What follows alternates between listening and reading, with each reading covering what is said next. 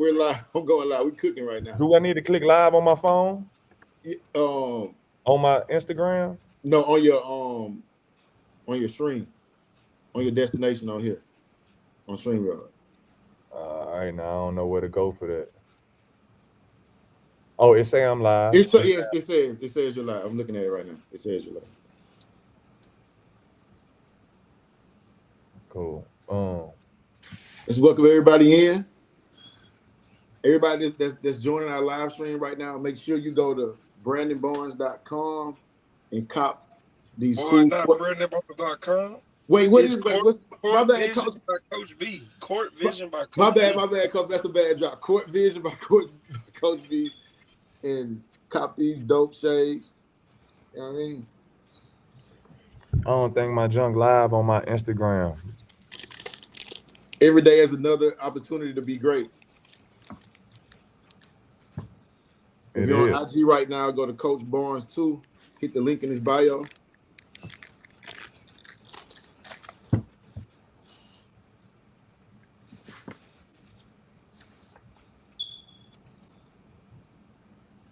Did yours connect, TC? Nah, I don't think it connected. It's saying that it is, but I don't think it is.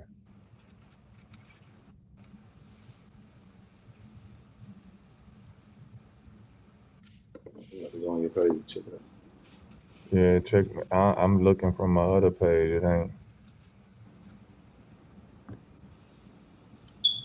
Which one you got connected? The Tyrus Thomas one? Thomas basketball. Oh, Thomas, that's the one you live on? Yeah. Nah, it's not showing that it's live. Yeah.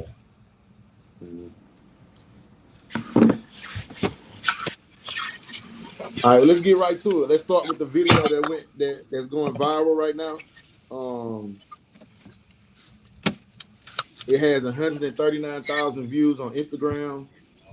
Hey, the top keys for freshmen to play varsity basketball. Let's get right into it.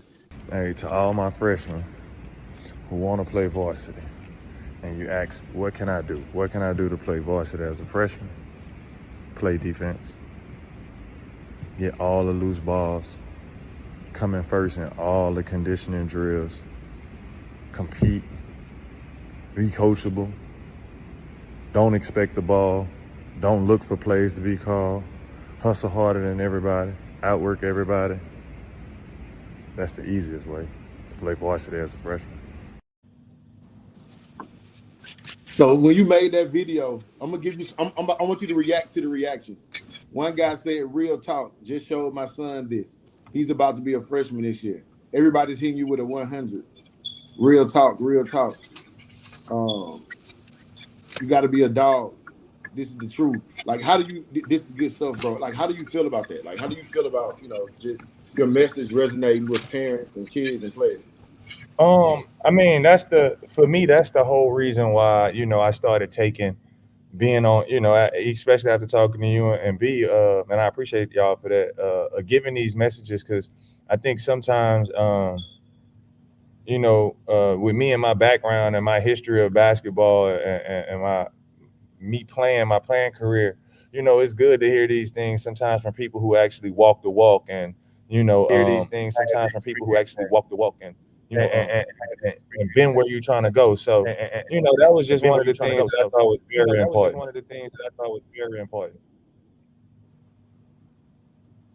Yeah. So how does that translate on your level?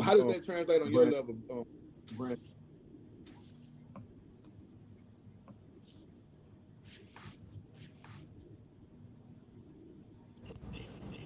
Can you hear me? There you go. You got me, coach.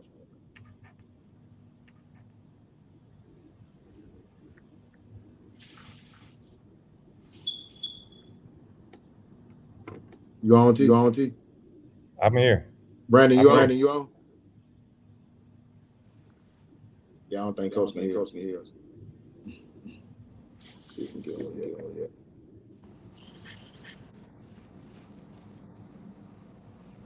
He there? Can you hear us, Coach?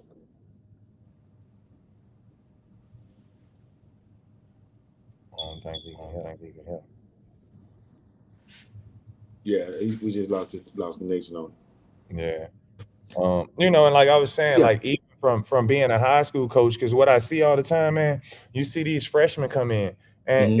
it's on every level, but you see guys come into programs, and I think this is what parents don't understand. You coming into a program as a freshman, the coach now if you can go get 20, you Yeah. won't have a problem. But if you're not like that, the coach not looking for a freshman to go get 6 or 8. Like, yeah, that's good as a freshman, but I Yeah. got a junior and a senior that's been in my program long enough that can Mm-hmm. go get me 6 and 8 and understand everything else Mm-hmm. that I'm looking for. Right. Yes. And so when I said that, what I meant is, if you're a freshman, the easiest way to get the coach's attention or to have a shot to get on the floor is to do all the little things. All Because the most effort. people forget to do the little things. Not Mm-hmm. saying that as a junior or senior you don't have to, but as a freshman, unless you're just like that, the coach not looking for freshmen to come in and save the team.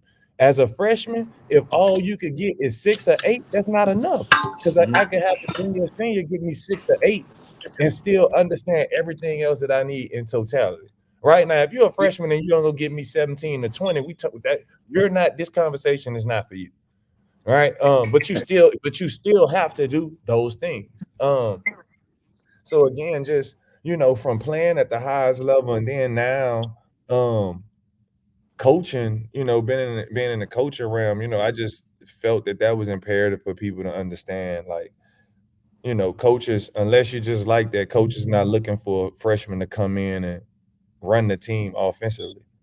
Listen to this one. Some top high school athletes don't realize they will need to be reprogrammed before their NCAA career begins. To play Division One, you need to talk, play D, have attention to detail, rebound, make the right play, listen. Some high school AAU coaches are setting you up for future bench minutes, DMPs, and calls about transferring. How you feel about that on your level, Coach Brandon?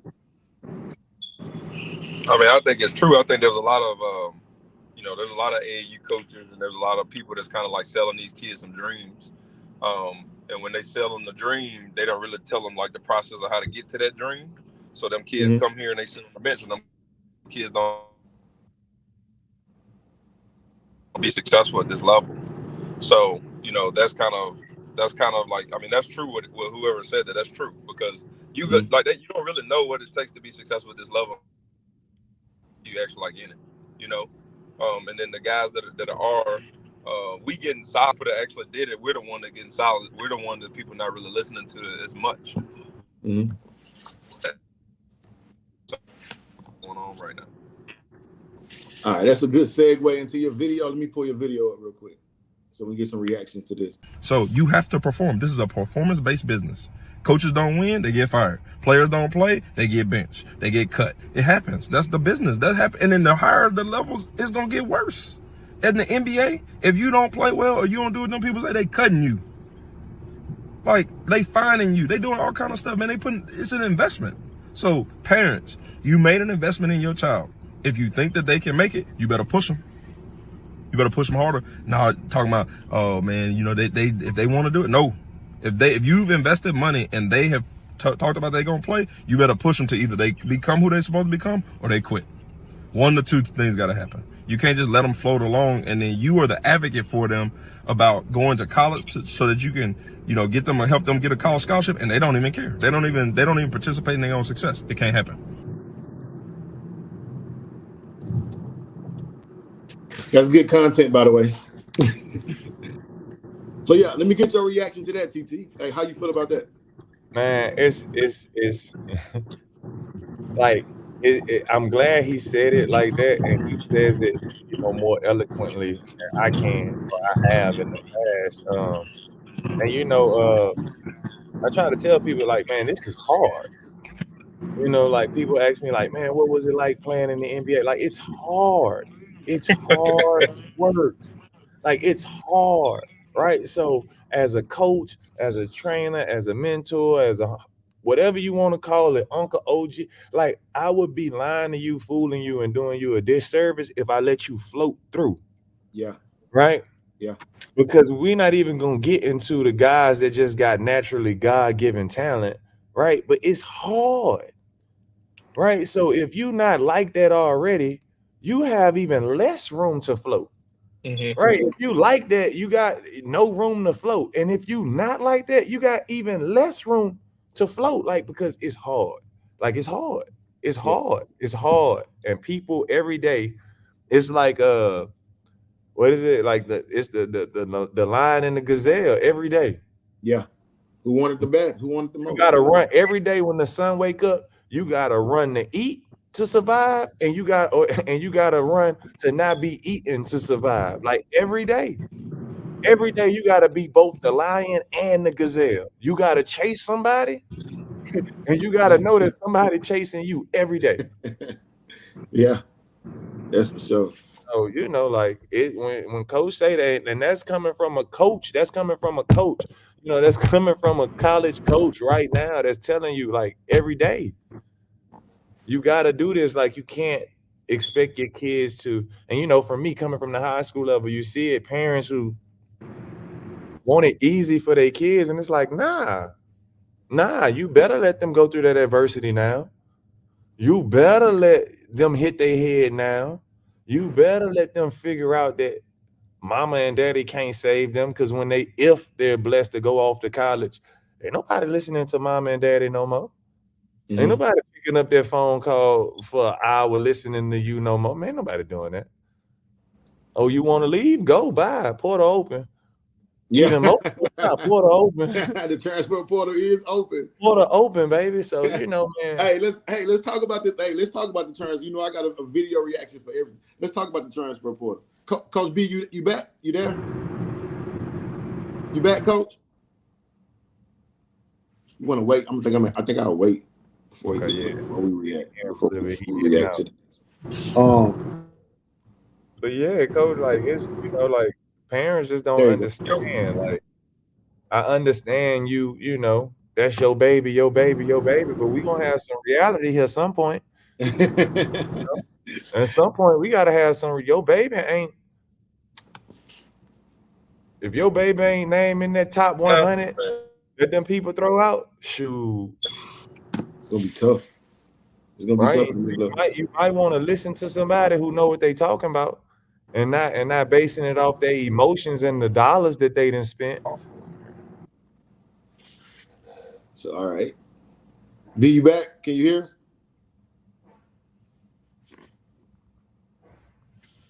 He halfway with us. You there, Coach?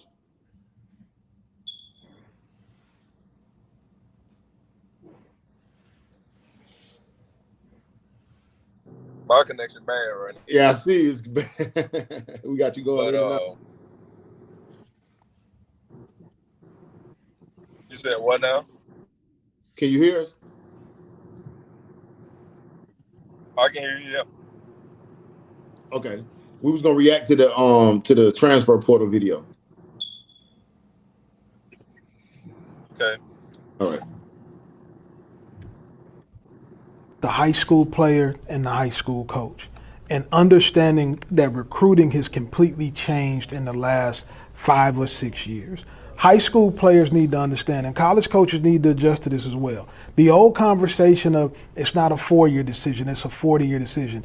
Those things are over. We don't area recruit anymore, so you're not going to have the same coach coming in the same high school all the time. Everybody's position recruiting. The pressure to win is at an all-time high.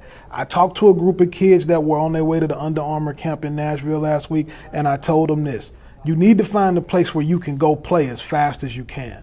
Because if you don't play within 2 years, there's a likely chance that the coach is going to ask you to leave. And no matter what the relationship is with your high school coach, no matter what he told your mom and dad during the recruiting process, it's too much pressure for you to win. And if you go and play, your trajectory is going to be like this. But if you go somewhere and you sit on the bench and you don't play, the fall down is going to be really hard. It's going to be hard for your ego. It's going to be hard for your pockets. It's going to be hard on your relationships. And college coaches need to change the way that they have those conversations with high school coaches and with players and say, listen, we're going to be family if you play. But if you don't play well, you have to go, because those discipline issues that you were talking about earlier, Smoke, only matter to guys that aren't productive. So there are hundreds of players currently stuck in the transfer portal. And Thousands. my bad, it's thousands now. As of Thousands of players 2024, stuck in there are the portal. thousands, and they're Only not. 60% of the 55. kids, Yep. only 60% of the kids don't have a place to go. Say that again. I want to make sure we get that out there. Say that one more time. 60% of the kids, Division I and Division II, have nowhere to go as of today. Wow. So is the transfer portal really beneficial for the college kids at this point? Like, because if it's only a 60% chance I'm going to get picked up if I jump in there, I mean, those numbers aren't in my favor. No, they're not at all. And I made a video in February, and I said, man, before y'all jump into this portal, y'all need to have a plan. And obviously that video didn't get out to enough people because these kids jumping in there with no plan. They don't have a plan of attack. They don't know. Most of the time, if we being real, like all these deals are done before kids get into the portal. That's why they jump ship and get into it. That's why they go and visit and stuff so fast. They already know where they're going. You know what I mean? Mm-hmm. So they got agents and high school coaches and AAU coaches already working for them. So, you know, it's kids jumping in there because it's a trendy thing to do, and the transfer portal sounds good to put on social media, like, oh, I'm entering my name in the transfer portal, but you don't have nobody working for you that's telling you your value. You know what I mean? Or telling you, hey, man, listen, this school wants you. You jump in the portal, that school may find.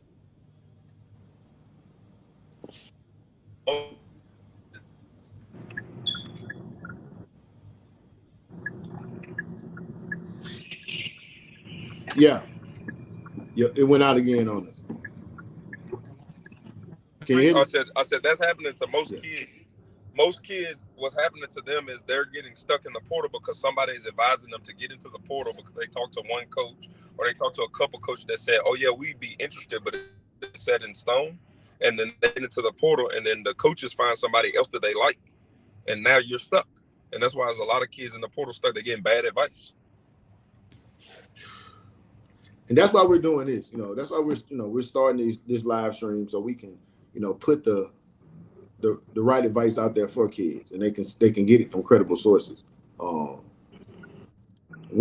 Talk about the impact of, well, I heard Deion Sanders, he had a quote where he was saying that the transfer portal has turned into, free agency, and everybody in the portal is looking for money. How you feel about that? I mean, it's true. I mean, I'm all for kids getting paid. Like, I started by saying that, I preface that, but like the issue that you have kids who are they overvalue how much they're worth. You know what I mean? Like, some of these kids talking about they worth, 700,000, and you averaging 5 points a game. Like, you're not worth 700,000. You know what I mean?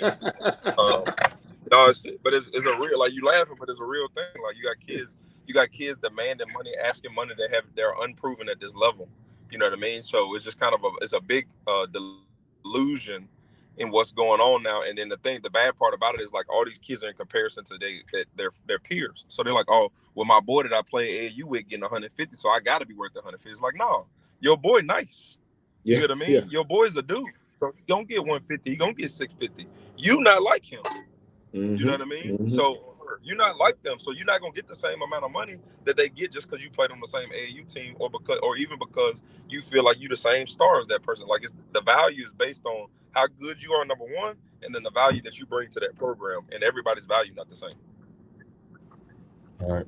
And in all honesty, man, and I don't want to get too deep in it right now, and we may go there, I don't know, but and the reality of it, because I'm all for college players getting money, right? I'm all for NIL, but I would like to see it be real NIL, right? In what way? For your name, for your image, and your likeness. Not because you come into this school and we got a group of people that's gonna give you 100,000 because you signed here. Because for a real name, image, and likeness is no different than a professional endorsement contract. If you're not marketable, you don't get NIL money.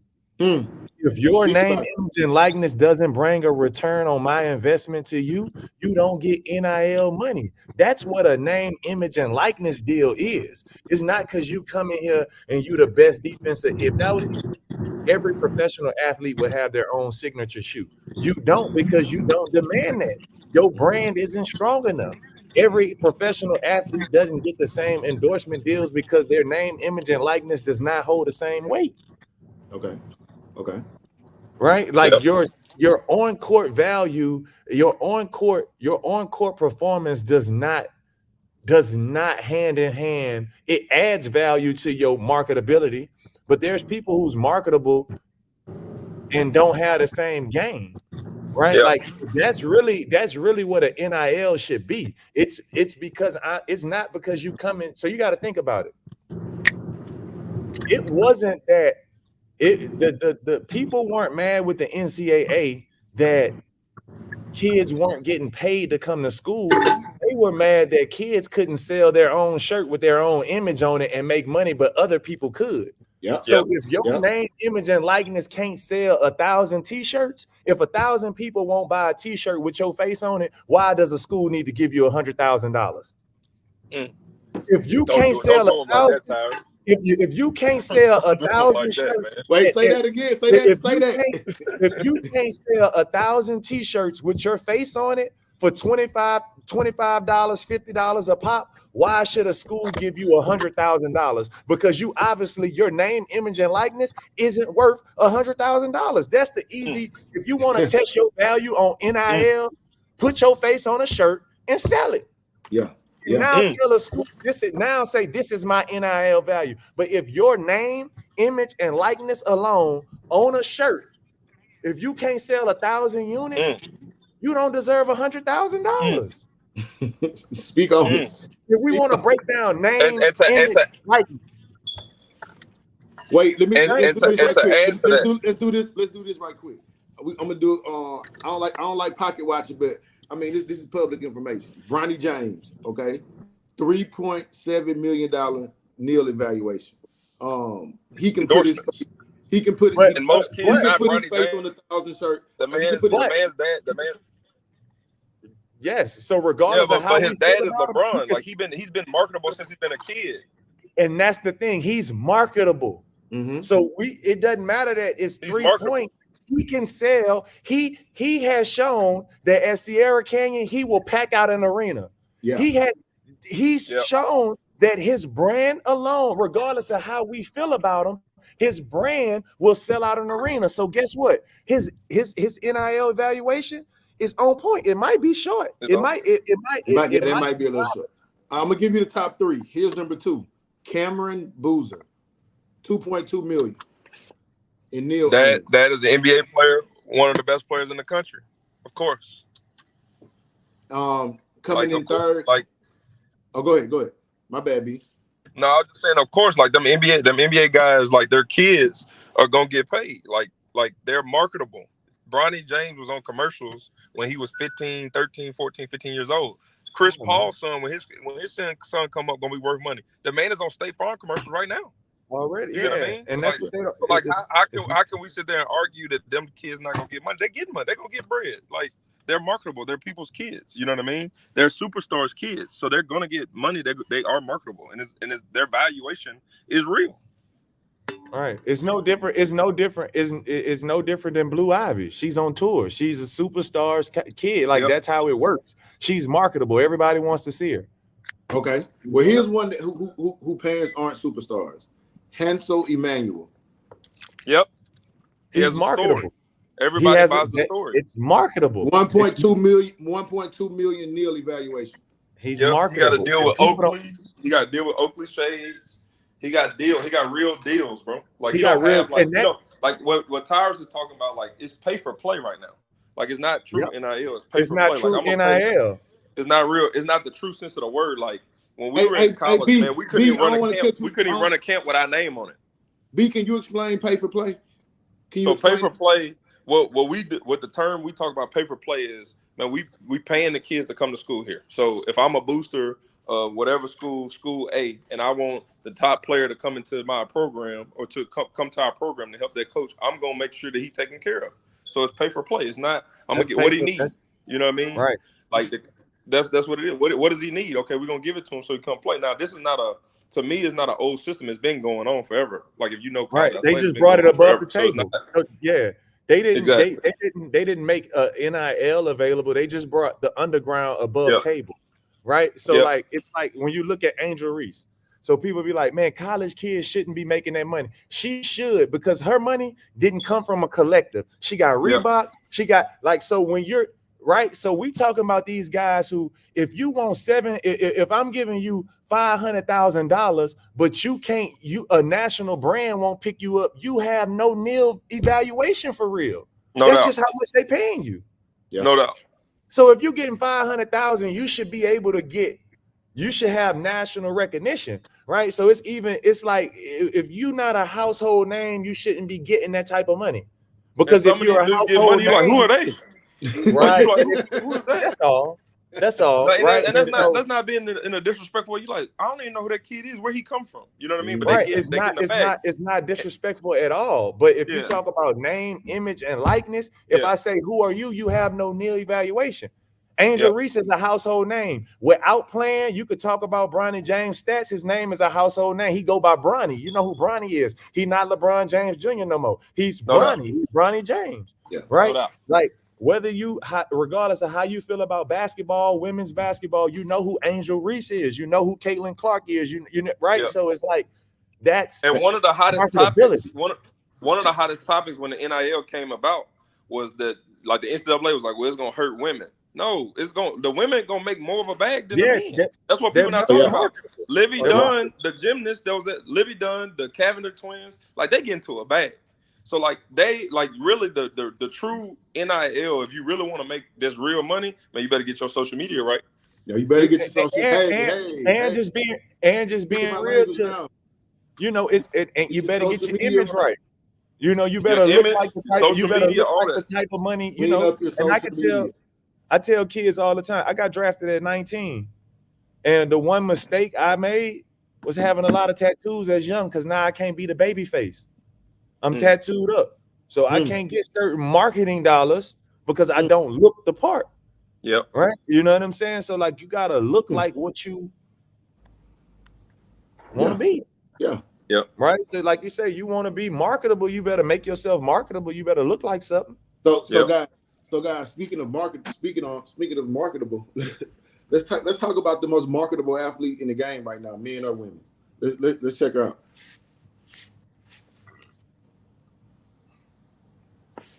So what's you guys' thoughts on Caitlin Clark?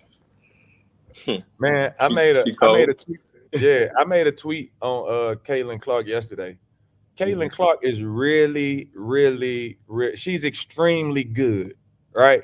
And I see her going down as one of the best players by the time her career is over. But what in my tweet, I was like, Caitlin Clark is really good, but the newbies to women basketball, I think they underestimate how good the women in the W really are. Right. Yeah. So it's like they watch college basketball all year and they hadn't watched the W. They didn't really watch the W last year. Right. It was a little bit, but they watch college and they're using Caitlin to gauge how good women's basketball is. And they don't realize that women's game has been that good. Yeah, Women's game, that's has a really good been point. what it is just getting the eyes on it. Like we've been a fan of women's basketball, real hoop heads, you know. But now it's just getting the views that it deserves. But it's been competitive. It's been, you know. Well, we can also. I know she's good for the sport, man. She's really good for the game of basketball, and you know, I'm glad the women, you know, have something they can rally around and something that's going to help them promote their game. Right now, I'm glad for that. But let's get to the skill level because you know let's talk about her skill set. We're all skill development coaches, college coaches. You know, let's just watch maybe 15, 20 seconds of just her skill set, and we'll come back. And I want to get you guys' comments on that.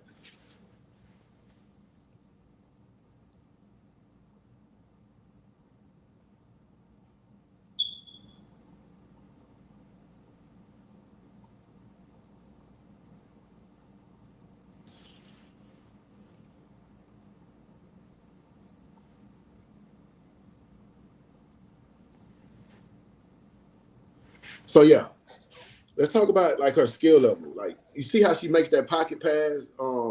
Her court vision is on point. She of course she shoots the cover off the basketball. Like what do you guys like about her skill set? That she plays with. She can dribble, pass, and shoot. She's a She's true a triple basketball threat. player. Yeah, she's a triple You threat. get what I mean? Like a true basketball player. Like we got too many specialists in the game now. Like everybody, like it became a thing. Like probably like when I was in college, like everybody's like, well, just be a shooter. You know what I mean? So now you have really really good shooters, but then they can't do nothing else. You know what I mean? She can do everything, which makes her dangerous. Anybody in the men's game the same way. If they can dribble, pass, and shoot, Steph Curry. You know what I mean? They can do things like that. Like man, them dudes are dangerous players. Kyrie, Luca. You know that's why Jokic is as good as he is. He can dribble, pass, and shoot as a big. That's why he's the best big in the league. You know, arguably the best big in the league. Joel Embiid, same thing. So like dribble, pass, and shoot is the game. You know what I mean? So like when you look at the skill set, you're looking for something that's really simple that we've complicated. Like it's kids that can't dribble but they can shoot. It's kids that can't pass and dribble, but they can shoot. It's kids that can dribble and pass, but then can't shoot. So then you losing your opportunities, especially when you're trying to get recruited. You losing opportunities because you can't do one of each. You know, you can't do everything. You know what I mean? So that's why her skill set is so good, in my opinion. What about you, TT? Yeah, it's the same. I watched her for a while, and people always talk about her shooting, shooting, shooting. But I've been realized that she had like a full offensive game. She can dribble, pass. I've been watching her making full court bounce passes. Passes on the move, going to the left, dribbling left downhill, full speed. Being a right-handed player. So, I've always seen it. Like I say, I think she's really, really, really, really good. Let that play for a minute.